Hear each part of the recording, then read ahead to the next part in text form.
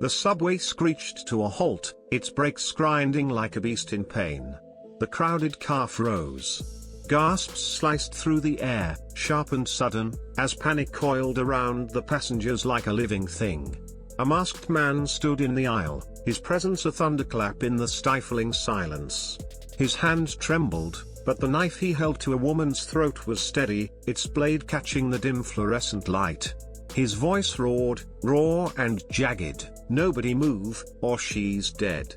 The words hung heavy, a threat that pinned every soul in place.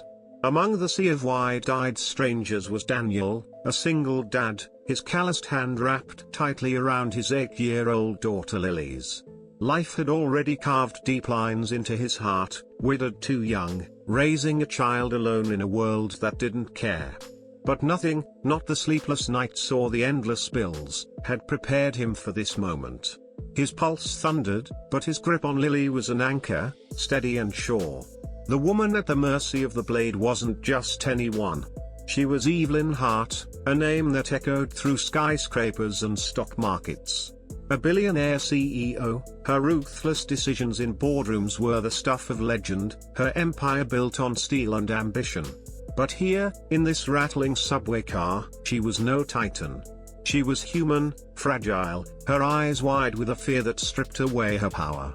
Her breath came in shallow gasps, each one a plea for survival. The passengers around her were a frozen tableau, some ducked their heads, others fumbled for phones, fingers trembling too much to dial. No one dared move. No one, except Daniel.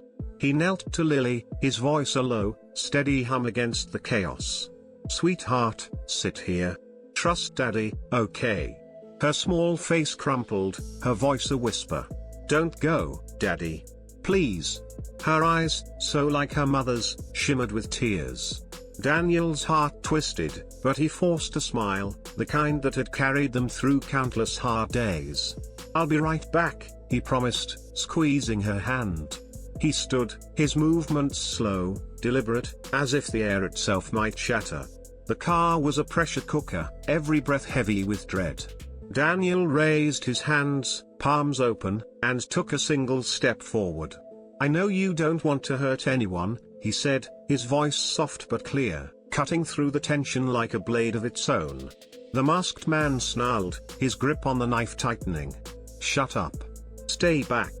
His voice cracked, betraying the fear beneath his rage.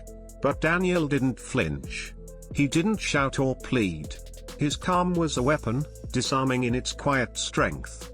"Listen," he continued, his tone unwavering, "you're scared. I get it. You feel trapped, like there's no way out. But hurting her won't fix this." He nodded toward Evelyn, whose eyes flicked to him, wide with shock.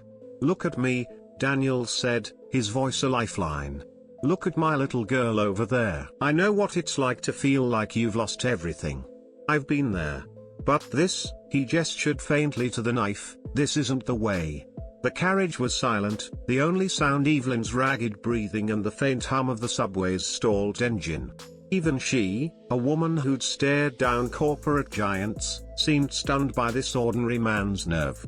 He wasn't a cop, not a negotiator, just a dad, speaking from a place so raw it disarmed everyone.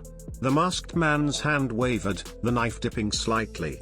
His lips trembled, and for a moment, the mask of fury slipped, revealing a glimpse of the broken soul beneath. Daniel saw it, that flicker of pain, and took another careful step.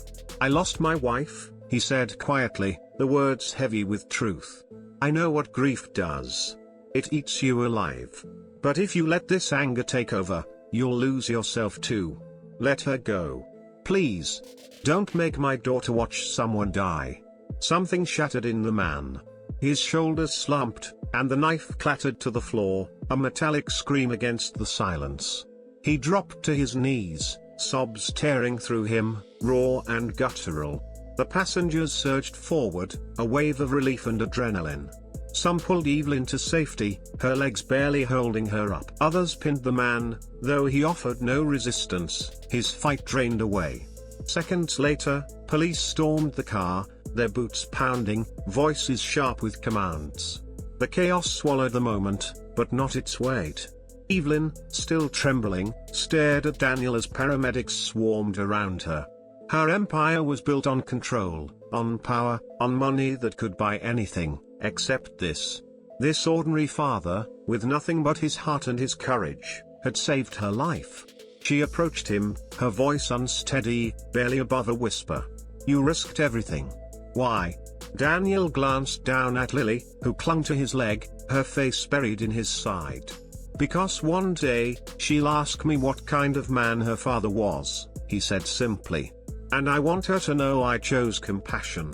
Tears welled in Evelyn's eyes. She, who'd seen the world from its highest peaks, was speechless. In that grimy subway car, she learned a truth her billions couldn't buy. True strength isn't in wealth or status, but in the courage to be human when it matters most.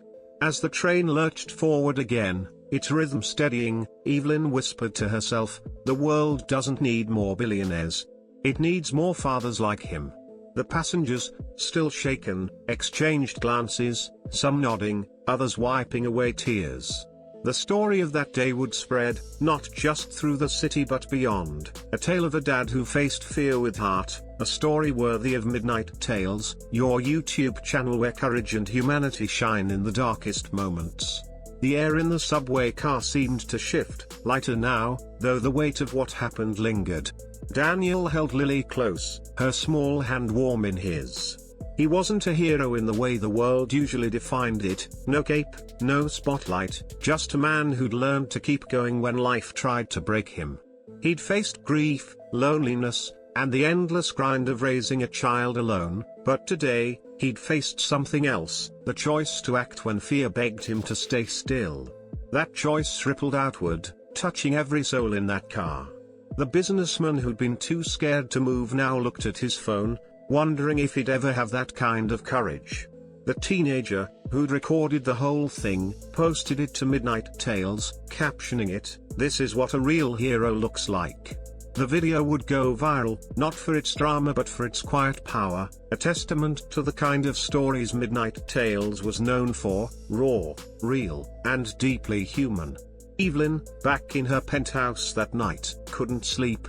The city sparkled below, but her mind was still in that subway car.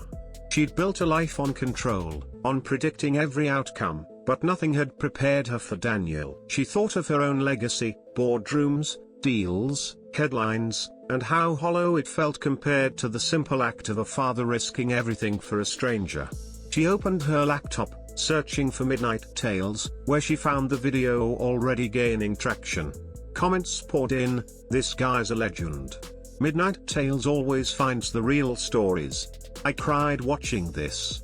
Evelyn didn't cry, she wasn't the type, but her hands shook as she typed a comment, "I was there. That man saved my life. The world needs more like him." Daniel, meanwhile, tucked Lily into bed, her favorite stuffed bear clutched tight. "Daddy, were you scared?" she asked, her voice small in the dark. He nodded, brushing a strand of hair from her face. "Yeah, sweetheart. But sometimes, being scared means you're doing something important." She smiled, her eyes heavy with sleep, and Daniel felt a warmth that no fear could touch. He didn't know about the video on Midnight Tales, didn't know thousands were already sharing his story. To him, it wasn't about fame or glory, it was about showing Lily what it meant to be good, even when the world felt dark. The next morning, the city buzzed with the story. News outlets picked it up, but it was Midnight Tales that told it best, with raw footage and a narration that captured the heart of the moment.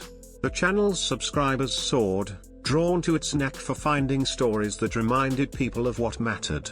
Daniel's name wasn't public yet, he'd slipped away before reporters could swarm him, but Evelyn made a quiet vow to find him. Not to repay him, because some debts can't be paid, but to learn from him. She'd spent her life chasing power, but now she wanted something else, purpose. Days later, Danielle and Lily were at the park, her laughter ringing out as she swung higher and higher. A woman approached, her face familiar yet out of place in the sunlight. It was Evelyn, no longer the terrified figure from the subway but a woman changed. "I owe you everything," she said, her voice soft. Daniel shook his head, a faint smile tugging at his lips. "You don't owe me anything. Just be kind when you can." Evelyn nodded, her throat tight. She'd come with a check, a gesture of gratitude, but she left it in her pocket. Instead, she sat on a bench, watching father and daughter play, and for the first time in years, she felt something like peace. The story lived on, not just in the city but across the world, thanks to Midnight Tales. It wasn't about a billionaire or a masked man or a knife, it was about a father who chose compassion over fear, a choice that reminded everyone watching that courage isn't always loud. Sometimes, it's a quiet voice in a crowded subway, saying, "You don't have to do this." And in that moment, the world listened.